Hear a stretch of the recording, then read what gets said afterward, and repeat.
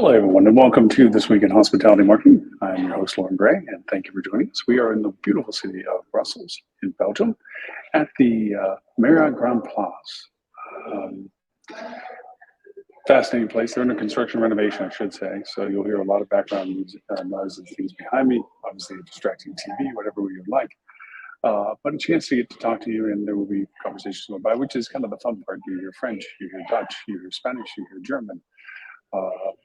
The joy of international travel. And on our most recent podcast, I talked to you a little bit about some of the translation technology I've been using, earbuds that literally hear and translate into English for me, what is being said around me. It's a little bit of a latency, about a half a second, but the ability to at least comprehend the context of the conversation, not always the exact accuracy, but the context of the conversation is always very helpful. So kind of fun ways of being able to travel now with that kind of stuff, which brings me kind of to a little bit of our topic discussion today. Out of my travels here and sharing in various places, of course, we were in the Netherlands. We're going back to the Netherlands in a little bit next week. We passed through France. We're now in Belgium. And the thing that I find remarkable is that there are so many commonalities between the markets, whether it be the US market or European market, in so many asimilar ways, as in the fact that there's a high density of hotels in the immediate area because of the demand market. We're by the beautiful Grand Place in Brussels, which is an amazing central area. Historical and just in so many ways, just absolutely stunningly beautiful. Fell in love with it 25 years when we first saw it, and we've come back several times to see it each time we've been here. And back here again for the very same reason, really. And it's just one of those things that there are so many hotels, there's so many restaurants, there's what we call restaurant rows for us as our way of remembering places. And there's just literally a narrow alley or walkway. And along it are all these little terrazas, these little terraces that you can sit in front of these little restaurants, and they all have little daily special boards. They're all relatively the same price, all relatively the same food. And it brought up to me the idea, because I'm sitting watching them, and they have their representative in the walkway. And that representative tries to entice you as to why their restaurant, compared to every other restaurant that you can see literally in front of you and behind you, is a choice that you should take. And the dialogue's fun. They immediately switch between languages. They were talking to us in English, recognized my wife speaks Dutch, spoken Dutch, translated over to German for a couple of those right behind us, in Chinese to a couple that was across. Fascinating. Now, do they speak all those languages? Who knows? Possibly, yes. It is. Brussels is an international city for the EU. And because of that, there is a huge diversity. They're very proud of a third of their population being non-native. And it is a dual language city, Dutch and Flemish, which is fascinating to itself, cultures that it creates. But again, to the topic of today's show, hospitality marketing. I'm sitting in one of the terraces, the terrazas, and looking around and seeing the similarities of all of them. And you look on Google Maps and you see their ratings. And the ratings are very different. There are some that are rated poorly, some that are rated highly, some that have several ratings, others have minimal ratings. And through that, they can be very disparate. Like you can have a five-star review marker for one of the terrazas, but this only has 2 reviews. Meanwhile, you can have one that has 2.5 stars and has 8,000 reviews. And you read the reviews as we do with everything, and there's this mixture of truth and mixture of angst and mixture of competitor and mixture of employee and all this other that goes on to determine reviews. But what else can happen to make them different?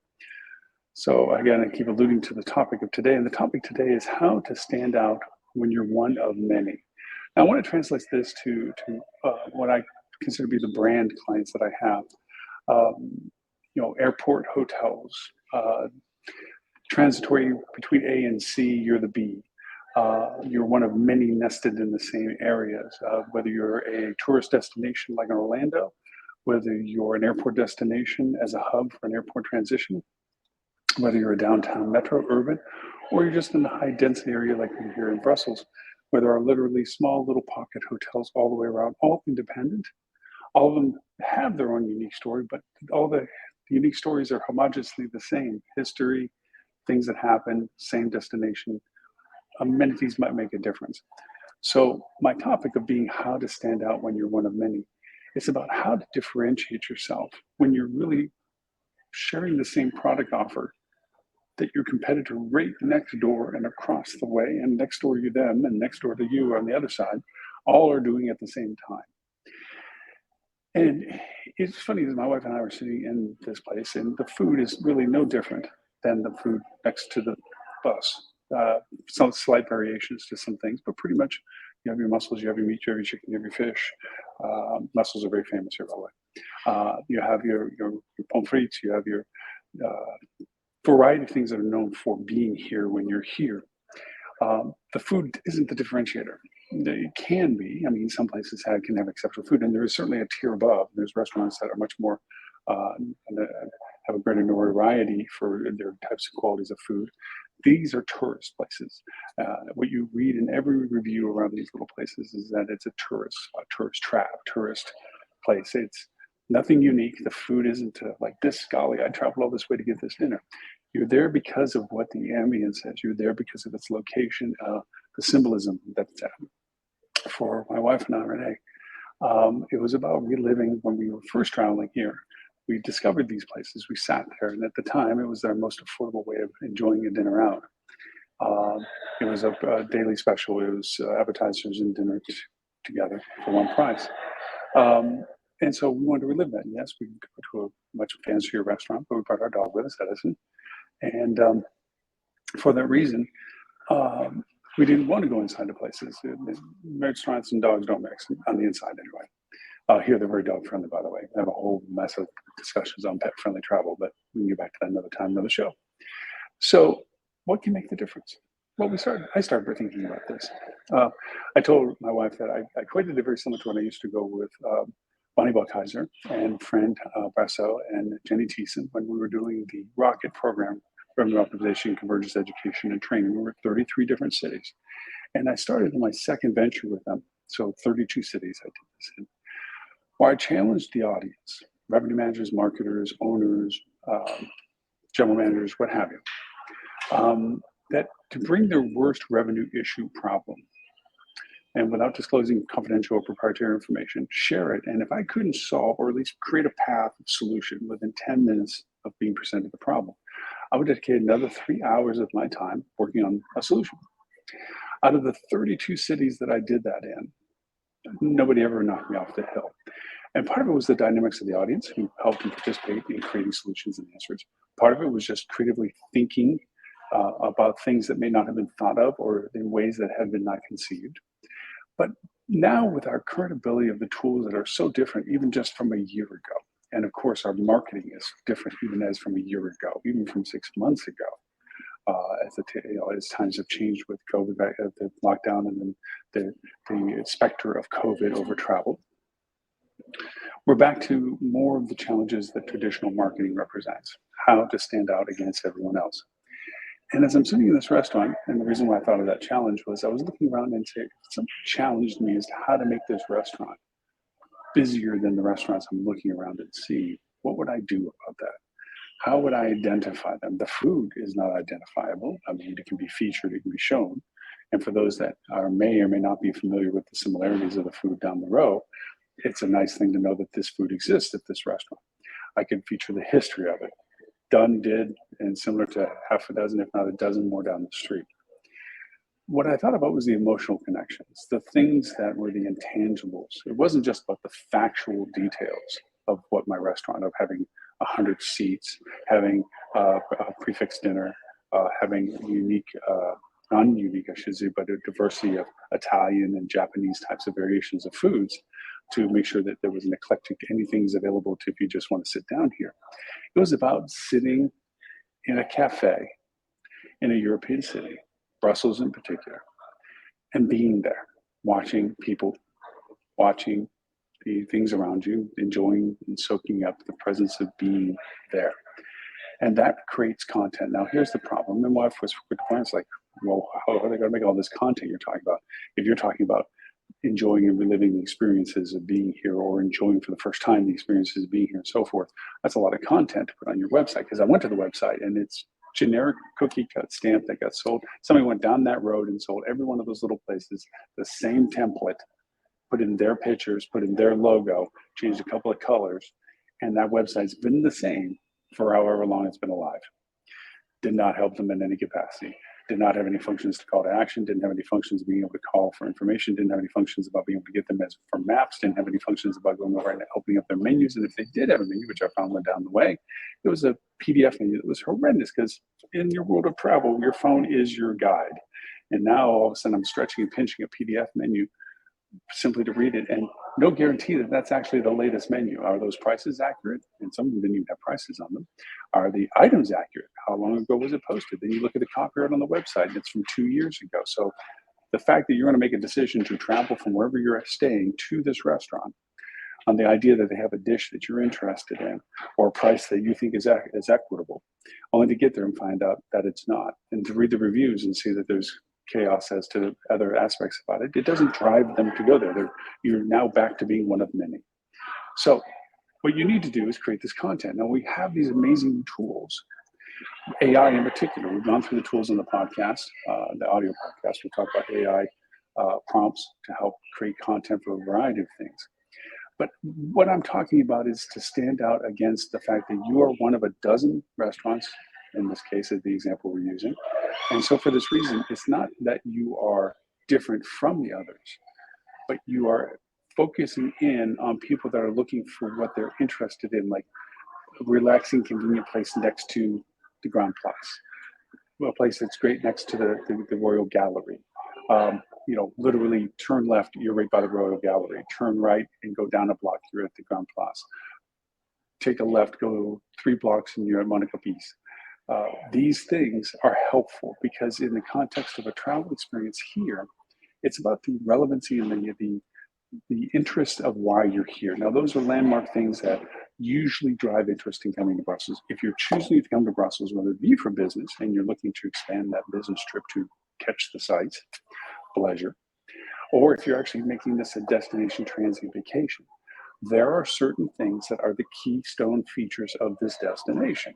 The Grand Place, the Royal Mall, the Palace, and on, plus museums and so forth in the descending scale of importance. Attaching your content of relevancy to those. And you're saying, wait a minute, it's a restaurant. Yes, but it's about the day cycle, what people do during their day. And in that day cycle is somewhere they're getting breakfast if they're not already having it at your hotel. Once they venture out, because they're not here to stay at your hotel, even at a large hotel like the Marriott is here. If I'm here for business, as soon as I'm done with the business, I'm going out in the street and seeing the city. I don't live here. I want to see the city. I want to be able to tell people when I get back the tales of my travels in Brussels. I'm going to go out and see things. I got to go out and see the Grand Place at night or in the daytime. I got to go see the Monaco Beach. I got to see all these other features that are about this city. And the more you can relate to, say, great, we're a restaurant that is located well enough to these things that you can just say, now it's time for dinner and I know a place to go. I've looked at them. They've told me about how enjoyable it is, and they sit by and watch people go by, sit outside and enjoy it, or come inside and there's a fireplace or whatever it is. Now you're changing the context of the content of how to stand out. And this is critical, not just in the existential way, but also in the way of defining the content that you are creating in an actionable way. And what I mean by this is that it's not just adding it to your website, but getting it to your Google answers. If you can be the authority website that Google uses to answer the questions, romantic terrace restaurant, Brussels, marketplace, scenic or historical restaurant near the Grand Place. Whatever those unique features are, and you create the content that substantiates the traffic, which creates the validation for Google to say, this is the reference of this site that we're going to answer this question for. What's a great romantic restaurant near Grand Place? You will come up in the answer code. You've jumped ahead of everybody that's trying to pay for the spot, everybody that organically may be placed better than you. And instead, you're now in the answer box that Google has provided, which makes it incredibly powerful. Sorry for the background noise. We have people behind us now. Because of that, you have incredibly powerful content that can be shared for the people that are searching for that type of content. And the critical component of that is making the content via AI. The AI capability, because as my wife kept pointing out while we were in the restaurant, who's going to make this? As well, the guy that's standing out here waiting for the next person to walk down the alley to tell them about how cool the restaurant is, if he took 10% of his time and the guy inside that's handling the transactions, because they're not the same person. This is the hawker, that's the trick person, and the other one's the server, and the other one's the busser. Somewhere in the mix of those, even getting 10% of their time aggregated can help produce that content. And that's a critical component to just finding the space, the wedge. It's not like somebody has to sit down and write sheets and sheets of paper anymore. This is about going to an AI and using the proper prompts, giving it the proper context, and it writing what you need. We know that there's tools that can be done in AI now that can create unique videos. These videos can be concise to the content that you've developed before, so you can substantiate the visual interaction that people have about what you're trying to portray, about the uniqueness of the emotional connection to your restaurant, let's say. And this is from the example I'm giving. So let's translate this to a hotel, airport hotel. You're one of 4 flavors of your same brand near the airport. And you are one of 10 hotels between all the multi-brands and the flavors of their brands fighting for the same market. In an example going back quite a few years, but still functionally viable, if not more viable now, is the ability of, we had this new airport hotel open in Banff in Canada. And it was one of what would be now 5 airport hotels for Banff. And there was 4 well-established, persistent people that traveled through Banff knew about these 4. This was a brand new one. So we knew it was going to be hard to get in front of people that were not familiar with our even existence because we're a brand new hotel. So from a marketing perspective, the positive is we're the shiny new toy. We just have to make sure people know there's a shiny new toy. Well, you obviously have typical targeting campaigns of people traveling or looking for travel to Banff, traveling through Banff, search for Banff, look for places in Banff, accommodations, and typical ad sets that you would do for targeting people coming to the airport. But what we also added to that was a geofence. And then we used a platform that has since then been adapted, but still there's platforms that do this, that you can create triggers. If a keyword was used in Twitter, back when Twitter was actually more valuable than it is now, on Facebook, on search queries, if they used a trigger in social platforms where it's like delayed, snowed in, stuck, because Banff had a huge cancellation time for their airport when it came to wintertime. They had lots of times where they were just canceled or delayed. But whenever those keywords were put in a social platform within that geofence, triggered our ad. Now, Facebook, you can put a pin on a map and say within a radius or excluding this radius, I want this to happen. Still easy to do, still functionally able to be done in Meta. Now, Facebook Meta. Still not used to that. The idea is what we did was as soon as that triggered happened with the keywords that were being used, okay, in that geofence, we triggered an ad that would show up saying stuck at the airport in Banff. No worries, 10% off our best available rate. And we are at gate 5. And so all of a sudden, there's a line waiting for our shuttle to go to our airport. And the other shuttles, which are also at gate 5, by the way, but they're there and there's no line for them. They didn't have it. They just basically were waiting for people to go, oh, I'm stuck. Okay, I got to find a hotel. Oh, yeah, they have an airport shuttle. Great. Where is it? Gate 5. They had to go through all this menu process. The hotels didn't step in to go over and highlight the fact that they were offering some value proposition for the way we're traveling to get stuck. We did.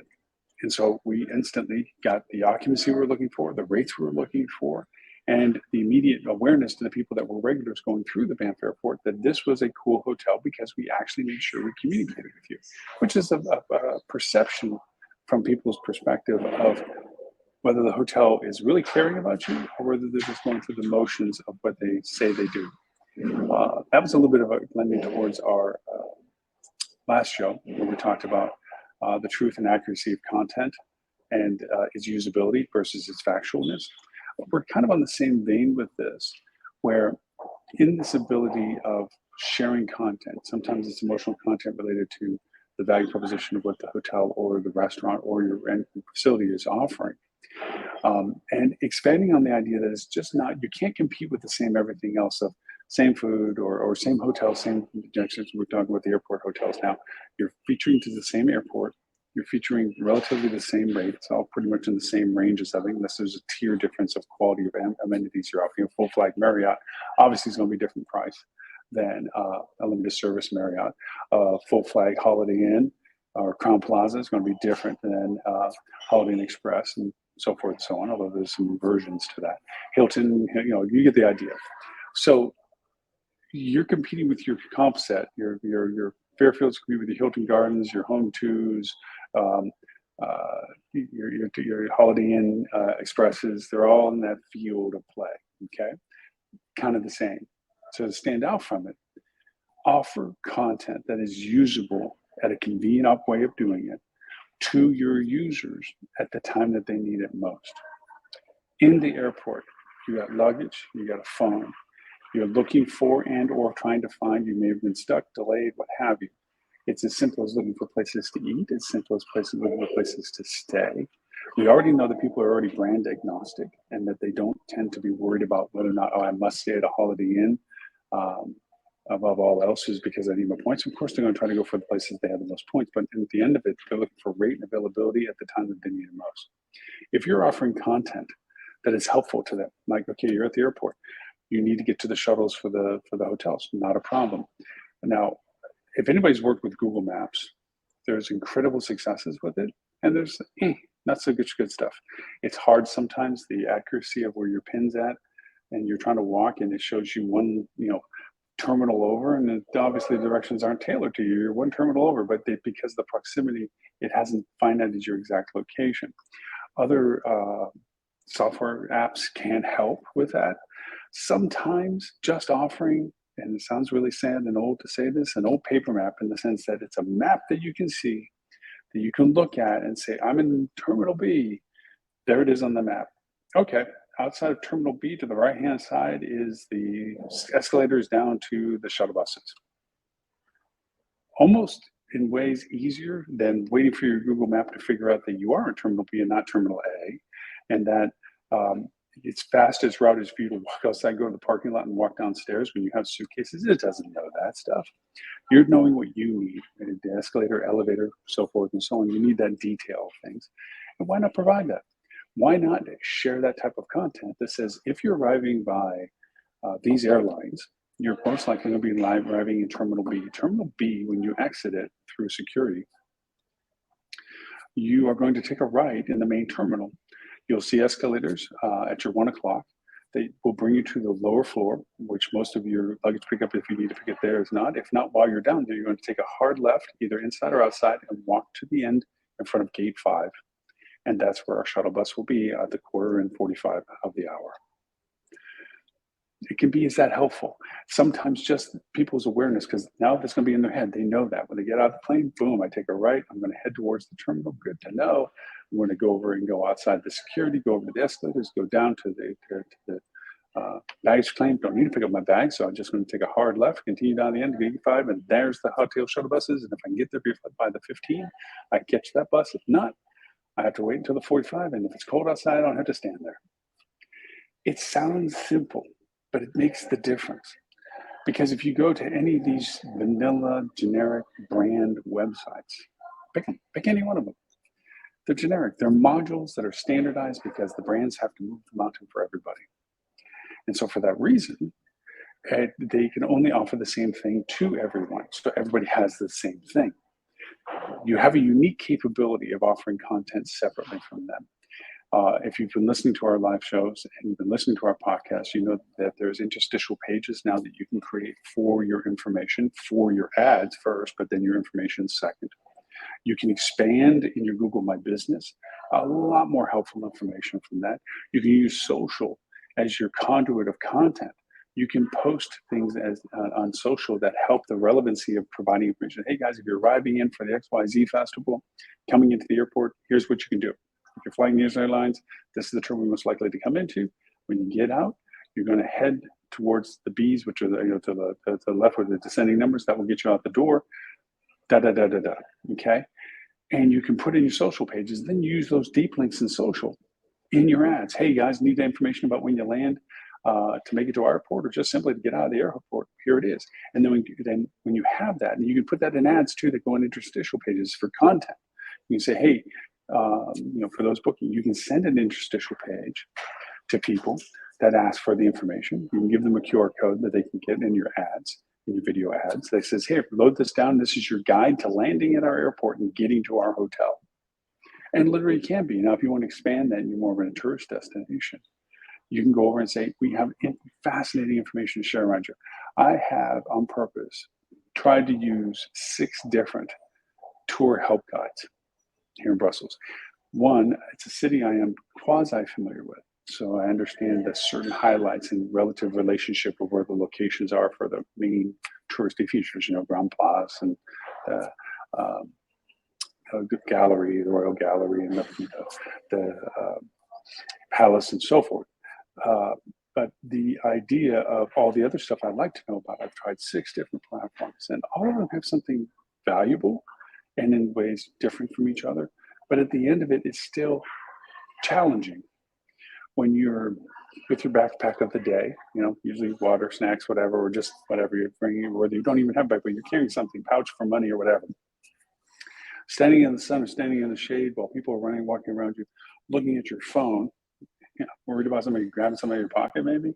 Looking at your phone, trying to determine which alley and angle and which way you're supposed to go, and your Google map is one block off either way. It doesn't quite land on the right spot from the names that you're seeing. It's not quite the right spot, and you're sorting all that out. Or is it clear and concise by content you can share?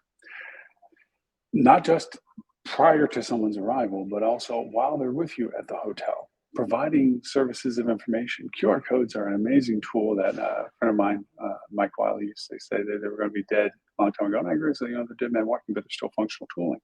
That was 20 years ago that we had that back and forth conversation. And it was nice of him, 2 years ago, to go and say, you're right, QR codes lived. QR codes are very helpful because it gives you an immediate resource. People go, bing, okay, now I have what you want me to have. On these interstitial pages, you can put all this really cool content. You're not trying to guide somebody's trip. You should ride the coattails of the services that are in your market, the CBBs, the TDCs, the chambers that are doing all this, derive a relationship, pull their content into you. Don't send them to the content, bring the content, share it, that it's there, highlight it, so forth. They want to follow that string, that link out, they can, yes, but you want to keep them on your page. Don't take the mother page over with it. For those that do these website builds, don't let them hijack from where they are. Add another tab, let them see it. If they don't find what they want, at least they haven't lost your page and they can continue on with your stuff. Give helpful information. Solicit your guests to share, not just that they liked your hotel. I mean, first off, so few people do that anyway. But actually go over and solicit with them. What were the things that they found the most fascinating that they didn't know about? What did they discover that they didn't know about before they got here? What is the thing that was incredibly satisfying for the trip here? Things like that. And let them tell their own stories. Those testimonials aren't really testimonials saying, I love the hotel, a great place to stay, and so forth. Those are testimonials of their enjoyment of having stayed with you without referring to the fact, oh yeah, the Marriott, Brussels, great hotel, such and such. No, I love the fact that as soon as I walked out of my hotel, the Grand Place was literally a block and a half away. I could go out there anytime I wanted to go see it, a day or night. It wasn't a big thing to get there. Didn't have to take an Uber, didn't have to take a train, didn't have to take a tram, nothing. Just walk right over, come back over. There's a feature house. There's hundreds of them that I really fell in love with over here. So forth and so on. There's a great waffle place. Those sharings of things is what other people go and say, what was the name of that again? Because you can put the links in there saying, well, this is the feature house they were talking about. Here it is on the map. Here's the little Belgian waffle house. Here it is on the map. And when you share that dialogue of travel insights, okay, that people can collaborate on and say, when I was there, I really fell in love with this place versus this. You're not asking them to join it as a review, like, did you agree with this person? Didn't agree with this? No. Let me go look and see if, okay, let me go try that. And if you didn't like it, okay, you didn't like it. If you did like it, you might actually say, yep, Loren suggested that place, and dang, if it wasn't good, I've recommended too. And that's what builds up that organic value of content. And that's what makes Google point you out. Same thing with airport hotels. If you go and say, here's helpful stuff, share with us what you found to be helpful, what you would think we should improve upon, and then take that and add that to what you're doing. And that goes in. It's like, okay, Loren had this little quick video about, we told him what to do when he came into Terminal B. Here's his video saying what he also learned about it, saying, oh yeah, well, when I traveled on these days, those restaurants close at 7 p.m. It says 9, but they've been closing at 7, and I was there for a whole week back and forth, and they weren't there. That kind of stuff is gold, because it makes people like, okay, well, I wasn't there for those dates, but now I know maybe I can't count on them to be there until 9 p.m. Maybe it's only 7. And that goes for helpful hints when traveling abroad or places you've never been, to find out that most restaurants close at 6 or 5:30 or 5, when you're thinking I'll grab a bite at 7, only to find out your options are gone. That kind of sharing content, that ability to stand out from others, is really the key variance. Not just the authoritative details, like we have this many rooms and this much banquet space and this restaurant and this is our restaurant hours and this is our menu. Those are factual things. It's the emotional, creative content that you can share beyond that that makes a difference. I think I've covered it the way I would like to anyway. There's always more to it. If you have more questions, obviously you can reach out to me and contact me both via email at loren@hospitalitydigitalmarketing.com. Any feedback or suggestions, both for topics and feedback on the shows. The second of it is, if you'd like to go over and give an audio response and either give me the permission to share it on the show or not, you can go to htm.news/talkback. And there you can literally audio answer my questions that I have there, or add your own content on the Tell Me What's on Your Mind question as well. For everyone that's watching us on our TV channel, the Hospitality channel on your Roku, Google TV, Amazon TV, or Apple TV, thank you for doing so. For those watching us simulcasted on Facebook, LinkedIn, Twitter, or YouTube, or Twitch, thank you so much for that. We broadcast via TV into 209 countries. We are currently in 39 countries with simulcasting on the social platforms. So of all of you that watch the show on a regular weekly basis, thank you for doing so. Hopefully these open dialogues of my travel experiences over these past few weeks and the next few weeks ahead have been helpful in this interpretation of your marketing strategy changes. Until next week, show number 405, which should be back in the Netherlands. My name is Loren Gray. Thank you for the privilege of your time, and I look forward to talking to you all next week.